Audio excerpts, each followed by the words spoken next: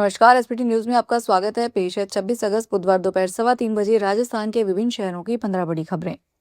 पटवारियों के 23 दिन के गिरदावरी कार्य बहिष्कार के बाद सरकार बैकफुट पर आ गई। डिजिटल क्रॉप सर्वे के तहत ऑनलाइन गिरदावरी को लेकर जारी पुराने आदेश को राजस्व विभाग ने वापस ले लिया। अब नई एसओपी के साथ गिरदावरी व्यवस्था बदलेगी और आज बुधवार से पटवारी फिर खेतों में फसल का हिसाब दर्ज करने उतरेंगे।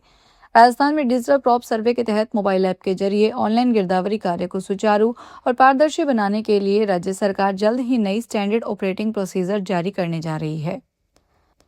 सरकार पीएम सूर्य घर मुफ्त बिजली योजना के अगले स्टेप में बड़े बदलाव की तैयारी कर रही है। अब फोकस सिर्फ घरों की छत पर सोलर पैनल लगाने की संख्या बढ़ाने पर नहीं, बल्कि उनके वास्तव में कितनी बिजली बन रही है और सिस्टम कितने समय तक ठीक से काम कर रहा है, इस पर हो सकता है। यानी आगे सरकारी मदद को सोलर सिस्टम के परफॉर्मेंस और बिजली ग्रिड को मिलने वाले फायदे से जोड़ने की तैयारी है। अभी योजना में घरों की छत पर सोलर सिस्टम लगाने के लिए मिलने वाली आर्थिक मदद मुख्य रूप से उसकी कैपेसिटी से जुड़ी है। जयपुर में शहरी निकाय चुनाव के लिए कल से नामांकन प्रक्रिया शुरू होगी। राज्य निर्वाचन आयोग की ओर से लोक सूचना जारी होगी। जयपुर में जयपुर नगर निगम सहित 19 निकायों के लिए नामांकन प्रक्रिया होगी। जयपुर नगर निगम में 150 वार्डों के लिए 15 नामांकन केंद्र बनाए गए। प्रत्येक 10 वार्डों के लिए एक नामांकन केंद्र बनाया गया है। नामांकन पत्र के साथ प्रत्याशियों को शपथ पत्र पेश करना होगा। शपथ पत्र में प्रत्याशी की संपत्ति, शिक्षा और मुकदमे की जानकारी होगी। राजस्थान में नगर निकाय चुनाव के चलते राजस्थान के स्कूली खेलों का कार्यक्रम बदल गया है। शिक्षा विभाग ने सत्र 2026-27 की 17वीं जिला राज्य स्तरीय माध्यमिक और उच्च माध्यमिक विद्यालयी छात्र छात्रा खेल प्रतियोगिता की तारीखों में संशोधन किया है। पहले जारी खेल कैलेंडर के अनुसार अगस्त में प्रतियोगिता आयोजित होनी थी, लेकिन अगस्त सितंबर में नगर निकाय चुनाव कार्यक्रम घोषित होने और सरकारी शारीरिक शिक्षकों सहित अन्य कार्मिकों को चुनाव ड्यूटी लगने की संभावना के कारण प्रतियोगिताओं का कार्यक्रम बदलना पड़ा है। संशोधित कार्यक्रम के अनुसार अब जिला स्तरीय प्रतियोगिताओं का आयोजन 16 सितंबर से शुरू होगा। वृंदावन के श्री बांके बिहारी मंदिर में कथित तौर पर चढ़ावे के गबन के मामले में सुप्रीम कोर्ट ने मंगलवार को कड़ा रुख अपनाते हुए निर्देश दिया कि एक एक पैसा दान पेटियों में या मंदिर के ऑनलाइन कोष में जमा होना चाहिए। चीफ जस्टिस सूर्यकांत, न्यायमूर्ति जयमाला बागची और न्यायमूर्ति वी मोहना की पीठ ने मंदिर के कामकाज की निगरानी कर रही उच्च स्तरीय समिति की स्थिति रिपोर्ट पर दी गई वरिष्ठ अधिवक्ता मनिंदर सिंह की दलीलों पर गौर किया। मनिंदर सिंह ने कहा कि बहुत गंभीर समस्याएं हैं और इस मामले में तुरंत कार्रवाई की जरूरत है। अगस्त का महीना अब खत्म होने वाला है और सितंबर की शुरुआत के साथ ही कई अहम बदलाव लागू होने वाले हैं। इन बदलावों का असर आम लोगों की जिंदगी से लेकर खर्च और बचत तक पड़ सकता है। 1 सितंबर से भारत से विदेश जाने वाले यात्रियों को इमिग्रेशन काउंटर पर बोर्डिंग पास पर स्टैंप नहीं लगवाना पड़ेगा।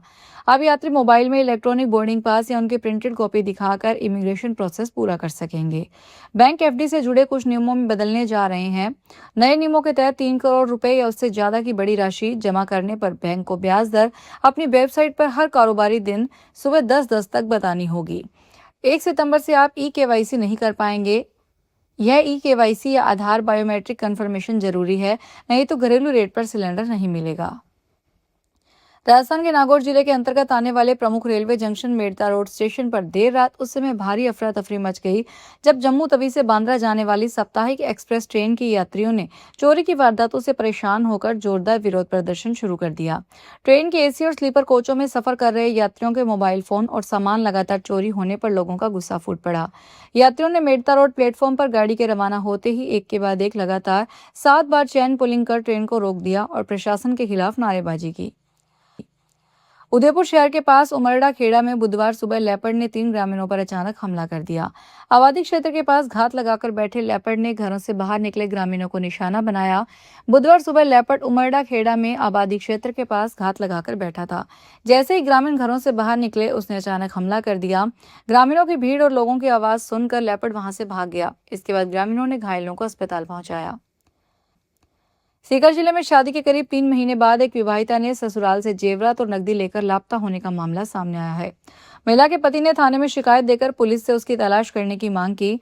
पति के अनुसार सुबह करीब 4 बजे जब उसकी आंख खुली तो उसने पत्नी को देखा तो वह कमरे में नहीं थी। कमरे की जांच करने पर पति और परिवार के लोगों को लोहे की अलमारी व पेटी खुली मिली।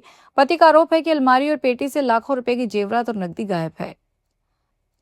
बीकानेर के गाटवाला गांव में पिछले कई दिनों से बिजली की अनियमित सप्लाई, लो वोल्टेज और बार बार ट्रिपिंग से किसान परेशान है।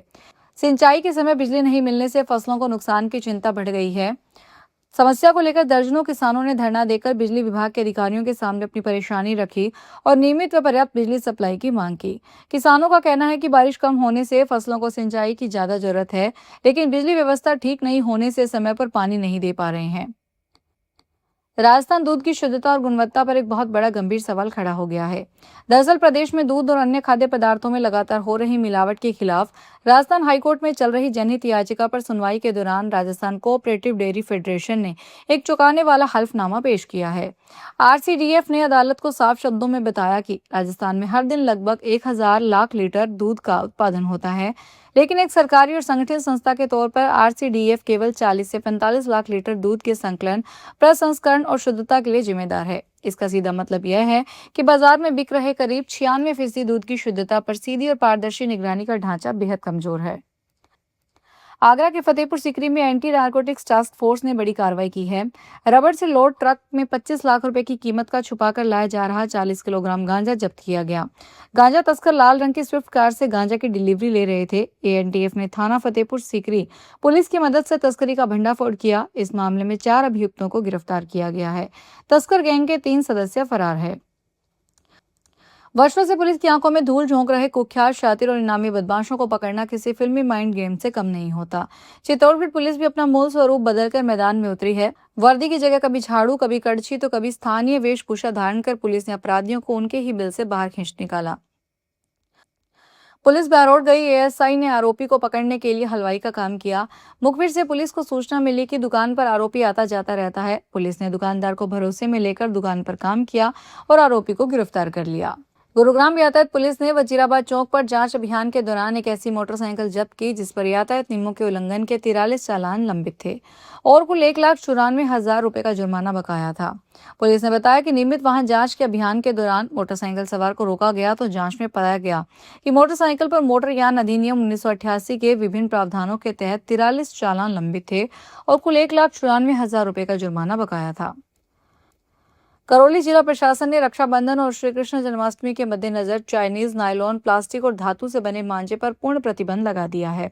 इसके साथ ही पक्षियों की सुरक्षा सुनिश्चित करने के लिए सुबह 6 से 8 बजे और शाम 5 से 7 बजे तक पतंग उड़ाने पर भी रोक रहेगी। जिला कलेक्टर अक्षय गोदारा ने जन स्वास्थ्य, सुरक्षा और पक्षियों के जीवन को ध्यान में रखते हुए ये आदेश जारी किया है। जारी आदेश के तहत प्रतिबंधित मांझे की बिक्री, भंडारण, परिवहन और उपयोग पूरी तरह वर्जित रहेगा। नियमों का उल्लंघन करने वालों के खिलाफ कानूनी कार्रवाई की जाएगी। फिलहाल इस बुलेटिन में इतना ही, फिर हाजिर होंगे बड़ी खबरों के साथ। अगर आप भी अपने आसपास की छोटी बड़ी और महत्वपूर्ण खबरों से अपडेट रहना चाहते हैं तो सब्सक्राइब कीजिए हमारे चैनल एसपीटी न्यूज को और प्रेस कीजिए बेल आइकन पर।